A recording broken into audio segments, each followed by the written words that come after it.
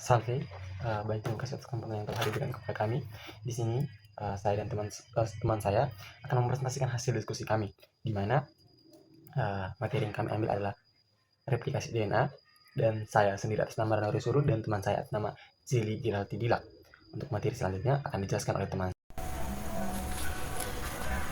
Jadi DNA atau deoksiribonukleat merupakan molekul fundamental dalam kehidupan yang mengandung informasi genetik seluruh organisme.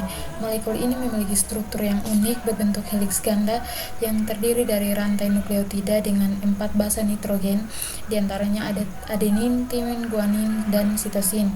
DNA bertindak sebagai cetak biru biologis yang menentukan segala karakteristik fisik, fisiologis, dan bahkan beberapa perilaku pada organisme, mulai dari warna mata hingga ketahanan terhadap penyakit tertentu. Fungsi utama dari DNA adalah untuk menyimpan dan mentransmisikan informasi genetik dari satu generasi ke generasi berikutnya melalui proses reproduksi. Dalam sel, DNA mengalami replikasi sebelum pembelahan sel untuk memastikan bahwa setiap sel baru menerima salinan lengkap materi genetik.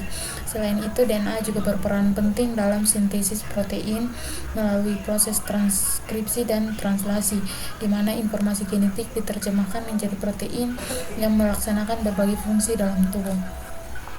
Selanjutnya yaitu struktur DNA. Struktur DNA ditunjukkan sebagai molekul yang terdiri dari 2 untai polinukleotida yang membentuk struktur heliks ganda. Terdapat 4 jenis basa nitrogen yang ditunjukkan dengan kode warna: adenin yang berwarna kuning, timin yang berwarna biru, guanin yang berwarna merah, dan sitosin berwarna hijau.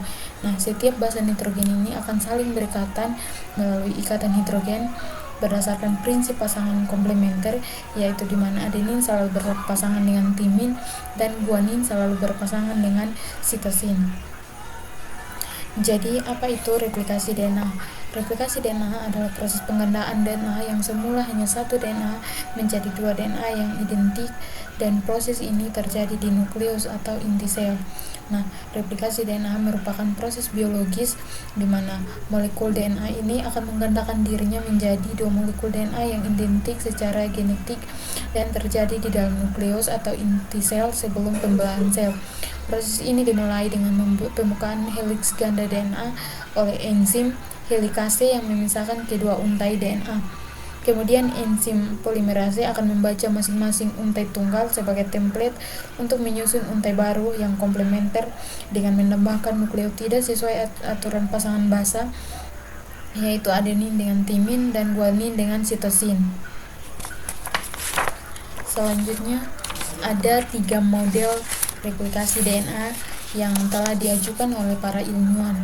Yang pertama ada model konservatif, yang kedua ada semi konservatif, dan yang ketiga ada model dispersif. Model konservatif yaitu proses di mana heliks ganda DNA induk tetap utuh dan tidak berubah selama replikasi. DNA induk ini kemudian berfungsi sebagai cetakan untuk membentuk 2 heliks ganda DNA yang baru yang terpisah. Hasilnya adalah 2 molekul DNA yang baru, di mana satu molekul terdiri sepenuhnya dari 2 untai DNA induk asli, sedangkan molekul lainnya terdiri dari 2 untai DNA yang baru disintesis. Dan selanjutnya model semi konservatif, yang dimana kedua untai heliks ganda DNA induk akan terpisah selama replikasi. Nah, masing-masing induk yang terpisah kemudian akan berfungsi sebagai cetakan untuk mensintesis untai komplementer yang baru. Hasilnya adalah 2 molekul DNA yang masing-masing terdiri dari satu untai DNA induk asli dan satu untai DNA yang baru disintesis.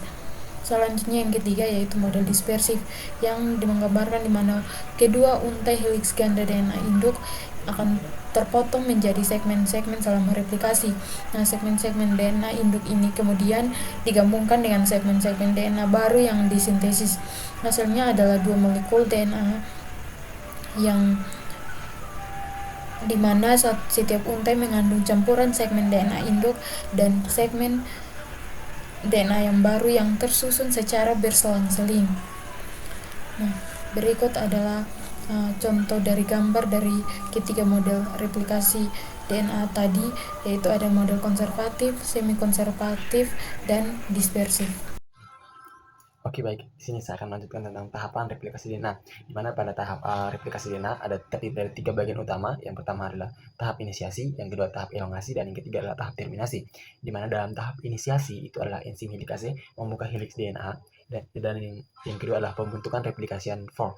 Dan dalam tahap elongasi yaitu DNA polimerase menambahkan nukleotida pada untaian rantai baru dan pada lagging strand dan lagging strand.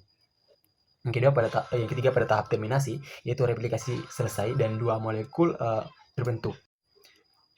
Nah, selanjutnya untuk lebih lanjut kita bisa lihat pada slide, yaitu pada awalnya satu ikatan yang menghubungkan basa-basa double helix, di mana dalam basa double helix itu adenin berpasangan dengan timin dan guamin berpasangan dengan sitosin akan diputus dan kemudian akan kedua rantai tersebut akan membuka dan memisah, dan pada setiap rantai tersebut akan berperan sebagai cetakan baru untuk pembentukan basa komplementer yang baru. Nah, pada akhirnya dari dua fase tersebut akan terbentuk 2 DNA yang baru dengan susunan yang sama dan identik. Nah, pada papan cetakan tersebut, nah teman-teman melihat ada 5 aksen dan 3 aksen. Pasti teman-teman berpikir apa sih itu 5 aksen dan 3 aksen? Nah, 5 aksen itu dan 3 aksen itu disebut dengan dapat juga disebut dengan ujung 5 dan ujung 3. Maksud dari ujung 3 dan ujung 5 itu adalah jika rantai polinukleotida salah satunya kita potong, itu akan terbentuk gugus fosfat yang terletak di karbon nomor 5 dan karbon nomor 5 pada cincin gula, dan sehingga disebut dengan ujung 5. Sedangkan ujung lain itu berupa gugus OH atau hidroksil pada cincin gula, dan yang disebut dengan ujung 3. Nah, ujung 5 dan ujung 3 juga pada DNA merujuk pada atom karbon nomor 5 dan atom karbon nomor 3 pada gula deoksiribosa dalam tulang punggung DNA. Penomoran ini menentukan arah atau polaritas menentukan arah rantai DNA. Salah satu rantai berjalan dari ujung 5 ke ujung 3 dan rantai pasangannya berjalan antiparalel dari 3 aksen ke 5 aksen. Oke baik, selanjutnya adalah enzim-enzim yang terlibat dalam replikasi DNA. Ada beberapa enzim. Yang pertama adalah enzim helikase, yaitu bertujuan untuk membuka untaian rantai DNA dengan memutuskan ikatan hidrogen sehingga membentuk garpu replikasi. Dan yang kedua adalah DNA primase, itu mengkatalis RNA primer dari titik awal sintesis DNA. Yang kedua DNA polimerase, yaitu memperpanjang RNA primer dengan nukleotida RNA pada ujung rantai. Yang kedua DNA polimerase, yaitu mensintesis DNA pada untai lagging dan bentuk fragmen Ogasaki. Dan yang berikutnya adalah DNA ligase, itu menghubungkan fragmen-fragmen Ogasaki pada untaian lagging. Selanjutnya adalah single strand binding proteins, yaitu melindungi untaian tunggal DNA dari struktur sekunder dan degradasi enzim. Selanjutnya adalah yang terakhir adalah enzim topoisomerase, yaitu mengurangi tegangan dan mencegah scorpooling DNA selama replikasi DNA. Dan pembahasan kami, maka kami mengambil kesimpulan bahwa replikasi DNA adalah proses penggandaan DNA yang semulanya 1 menjadi 2 DNA yang identik, di mana proses ini terjadi di nukleus atau inti sel. Proses ini melibatkan pembukaan untaian rantai ganda, pembentukan rantai baru berdasarkan untaian lama dengan prinsip pasangan basa komplementer, dan keterlibatan berbagai enzim seperti helikase, DNA polimerase, primase, dan ligase. Dan replikasi DNA berlangsung secara semi-konvensitif, di mana setiap molekul DNA baru terdiri dari satu untaian lama dan satu untaian baru, memastikan stabilitas continuous informasi genetik. Pada proses ini juga dilengkapi dengan mekanisme proof of binding dan perbaikan kesalahan yang meningkatkan mutasi atau mendukung integritas genetik. Oke baik, sekian dari presentasi yang bisa kami sampaikan. Jika ada salah kata dan kesalahan kata dan pembahasan, kami mohon maaf. Sekian dan terima kasih.